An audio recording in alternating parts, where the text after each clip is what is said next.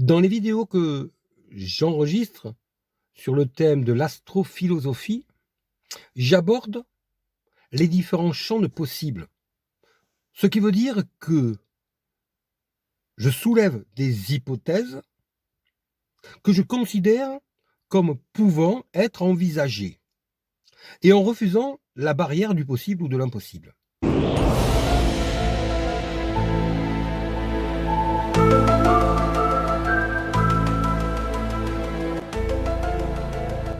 Lorsque l'on oppose l'impossibilité à une réflexion, on s'interdit de réfléchir à quelque chose sous prétexte que cela n'est pas possible vu de notre monde et de notre niveau d'évolution et de notre ouverture permise par notre esprit à l'époque actuelle, dans le contexte dans lequel nous nous trouvons, et avec le niveau d'avancement qui est le nôtre.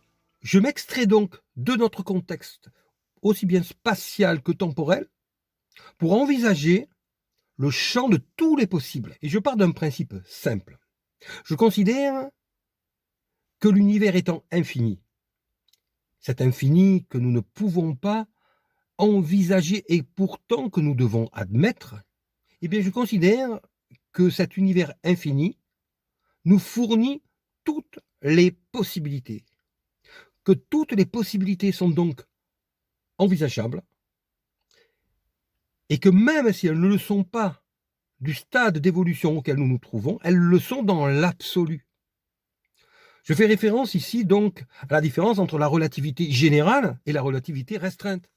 La relativité générale étant une prise en considération d'un phénomène dynamique dans l'absolu, hors système de référence, la relativité restreinte se référant à un phénomène observé à partir d'un référentiel qui est notre référentiel terrestre.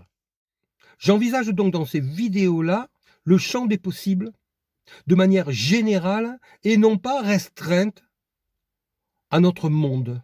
Et l'univers étant infini, les possibilités sont donc envisageables à l'infini et sont donc possibles à l'infini. Toutes les possibilités sont donc envisageables. Tout est possible.